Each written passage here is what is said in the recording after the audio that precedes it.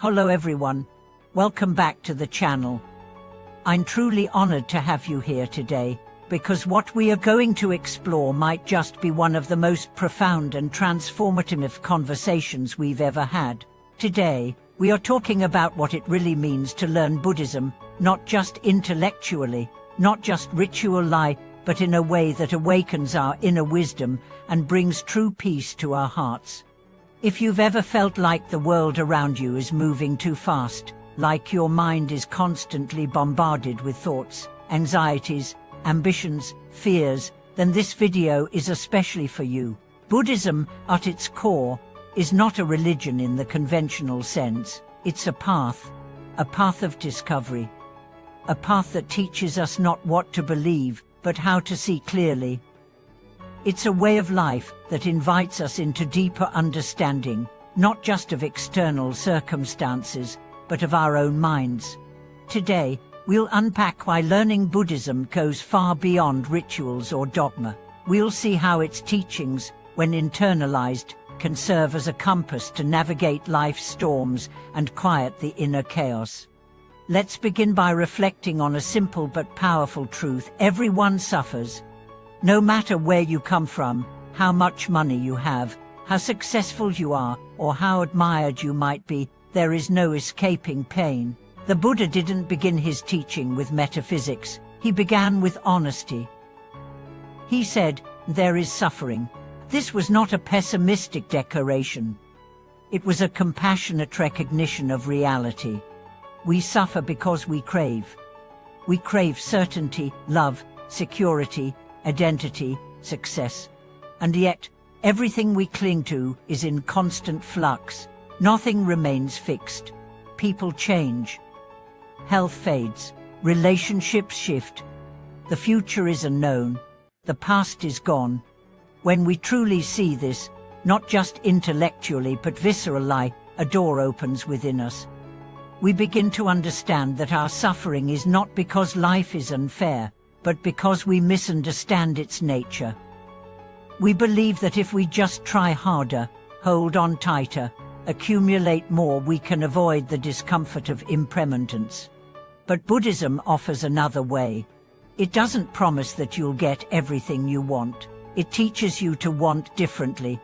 It teaches you to look inward, to calm the mind, to cultivate wisdom, and to free yourself from the grip of reactive emotions. To learn Buddhism is to begin a journey from the surface to the depths. You may start with reciting mantras, attending talks, or reading books. But gradually, you realize that the teachings aren't just pointing outward, they're pointing inward. They ask you to look at your thoughts, your reactions, your attachments, your aversions. They ask you to become intimate with your own mind. There is a saying, "Owing others is intelligence, but knowing yourself is true wisdom." Buddhism calls us to this self-knowing not in a narcissistic way, but in a liberating one. Because when we see ourselves clearly, we begin to understand others more compassionately. We start to see that everyone is struggling. Everyone is carrying invisible burdens. Everyone wants to be happy and free from pain, just like we do. This recognition births compassion. Not the kind that feels sorry for others, but the kind that says, "I see you. I am you. We are in this together." For now, learning Buddhism also means learning to sit with discomfort. This is not a path of escape or distraction. It's not about bypassing pain with spiritual platitudes. It's about facing what is real. When you meditate, when you chant, when you reflect, you're not running away from life. You're walking straight into the heart of it. You're saying, "Let me see the truth. Let me understand how this mind works. Let me unlearn the patterns that keep me stuck." And what do you find when you do that? You find that beneath the fear is vulnerability. Beneath the anger is hurt. Beneath the anxiety is a longing for safety. And beneath it all, at the deepest layer, is spaciousness, clear, open awareness that is not bound by any of these states. This is your Buddha nature. This is what the teachings are trying to help you remember, not to become something different, but to remember what you already are. You are not your emotions. You are not your failures. You are not your past. You are awareness itself, temporarily identified with a story, a role, a reaction. The Buddha didn't become enlightened by escaping reality. He awakened through reality. He sat under a tree, unmoving, and faced every fear, every temptation, every doubt, and when he saw through them, really saw, he realized they had no substance. They were like smoke, like dreams. When we learn Buddhism, we are not worshipping the Buddha as a deity. We are honoring the journey he made, and we are inspired to make our own. His story becomes a map. His teachings become tools. But we must use them. The Dharma isn't magic. It's method. It works when we work it, when we apply it to our lives, to our challenges, to our relationships. Let's take a moment to consider how these teachings can help in daily life. Let's say you're stuck in traffic, running late, frustrated. Your mind starts spinning. This is so unfair. Why now? Why me? But if you've been practicing mindfulness, if you've learned to pause, breathe, and observe, then maybe you catch yourself. You notice the thought. You soften. You shift from reaction to reflection. This is just a moment, you say. I can't control the traffic, but I can control how I relate to it. That's liberation. Right there. Not dramatic, but profound. Or maybe you're in a fight with someone you love. Words fly, defenses rise. But then you remember, we are both suffering. We are both trying to be heard. What would kindness look like right now? You take a breath. You listen.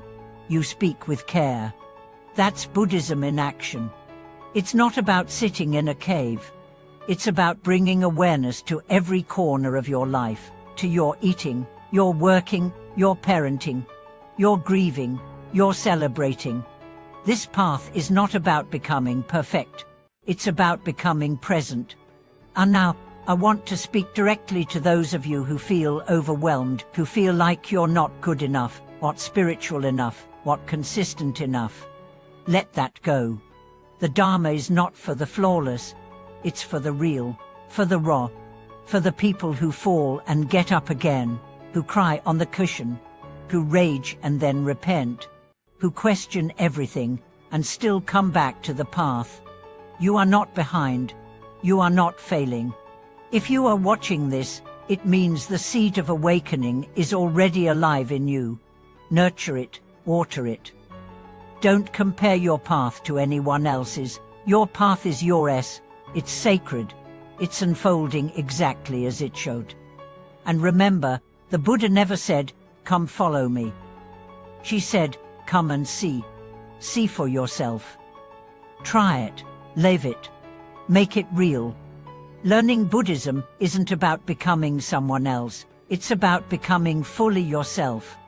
It's about removing the layers that obscure your light. It's about discovering that the peace you seek is already here, underneath the noise, underneath the habits, underneath the fear. So breathe. Begin again. Take one teaching, one insight, one practice, and bring it into your day. Watch what happens. Stay curious, stay humble, stay kind, and keep going. Thank you so much for watching this video.